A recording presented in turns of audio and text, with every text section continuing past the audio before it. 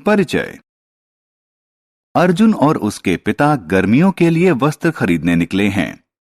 वे दोनों ऐसे वस्त्र ढूंढ रहे हैं जो शीतल, आरामदायक, हल्के और रखरखाव से मुक्त हों। अर्जुन ने एक सूती शर्ट चुनी। पिता को वह पसंद नहीं आई क्योंकि यह भारी थी और यह आसानी से सिकुड़ जाती है। तब अर्जुन ने एक सिंथेटिक शर्ट चुनी जो हल्की थी और यह सिकुड़ती नहीं थी। उसके पिता ने इसे भी नापसंद कर दिया क्योंकि यह नमी को अच्छे से सोखती नहीं है। अंततः 2 लंबे घंटों के बाद उन्हें वह शर्ट मिल गई जो मिले जुले कपड़े की बनी थी और उसमें वो सभी विशेषताएं थीं जो वो ढूंढ रहे थे। इस पाठ में हम रेशे और कपड़े के बारे में जानेंगे। आओ सीखें। वस्त्रों का महत्व बताना, रेशे को परिभाषित करना, प्राकृतिक और कृत्रिम रेशे में विभेद करना, कपड़े की बुनाई, रंगाई, डिजाइन और सिलाई के बारे में बताना।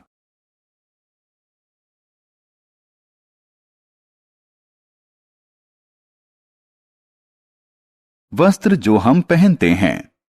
हम सब वस्त्र पहनते हैं। वस्त्र हमें ठंड, गर्मी, बरसात, धूल और कीड़ों से बचाते हैं। हम मौसम और अपने काम के अनुसार वस्त्रों का चयन करते हैं। हम जो वस्त्र पहनते हैं वो हमारे नजरिए और व्यक्तित्व को दर्शाते हैं। रेशा।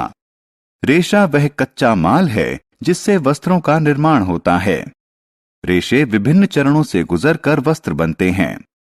सबसे पहले कच्चे रेशे को लंबी लड़ियां बनाने के लिए आपस में ऐंठते हैं। इन्हें धागा कहते हैं।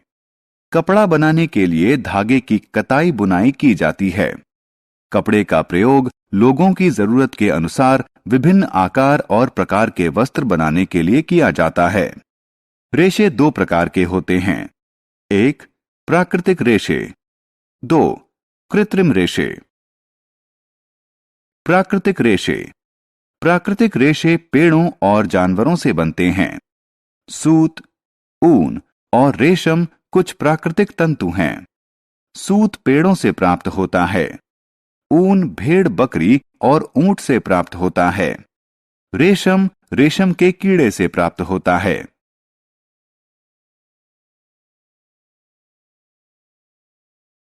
कृत्रिम रेशे।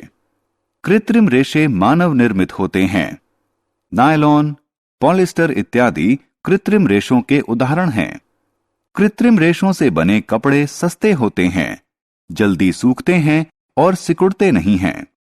आमतौर पर मजबूत और मुलायम कपड़ा बनाने के लिए कृत्रिम रेशों को प्राकृतिक रेशों के साथ मिला दिया जाता है।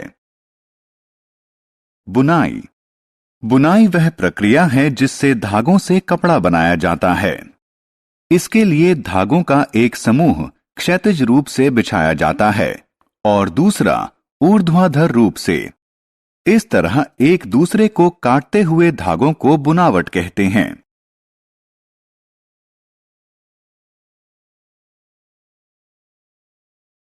परिष्करण। वह प्रक्रिया जिससे कपड़े की दिखावट और उपयोगिता में सुधार हो उसे परिष्करण कहते हैं।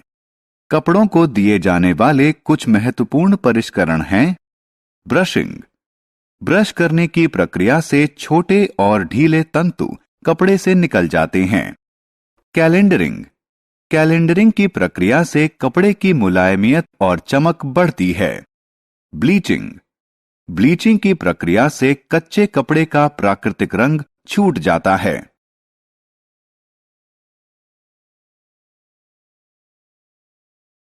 रंगाई। कपड़े को नया रंग देने को रंगाई कहते हैं।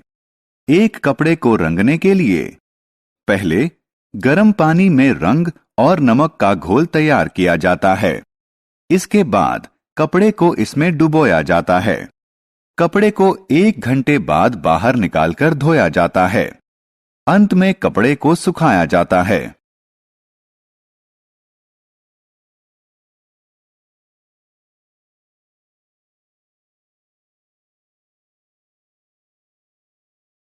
डिजाइनिंग। डिजाइनिंग की प्रक्रिया द्वारा कपड़े पर छापे बनाकर इसकी सुंदरता को बढ़ाया जा सकता है। कपड़े को इनकी सहायता से डिजाइन किया जा सकता है।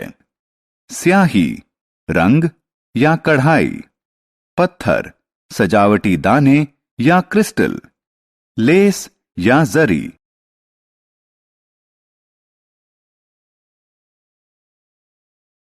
सिलाई। सिलाई वह प्रक्रिया है जिससे कपड़ों को वस्त्रों में बदला जाता है। इसमें कपड़े को सुई और धागे से सिला जाता है। पुराने दिनों में सिलाई हाथ से की जाती थी, लेकिन आजकल सिलाई मशीन से की जाती है।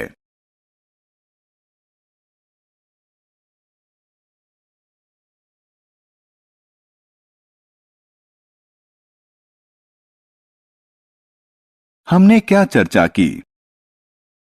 वस्त्र हमें ठंड, गर्मी, बरसात, धूल और कीड़ों से बचाते हैं।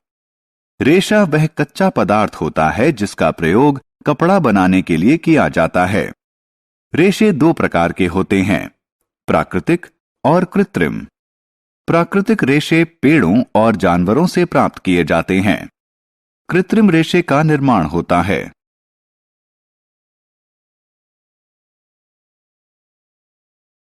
कपड़े का निर्माण एक जोड़ी धागों को आपस में एक दूसरे के समकोण पर बुनकर किया जाता है। कपड़े के परिष्करण में 3 प्रक्रिया शामिल होती है, ब्रशिंग, कैलेंडरिंग और ब्लीचिंग। कपड़े की दिखावट को बेहतर बनाने के लिए उसे रंगा और डिजाइन किया जाता है। सिलाई वह प्रक्रिया है जिससे कपड़े को वस्त्र में बदला जाता है।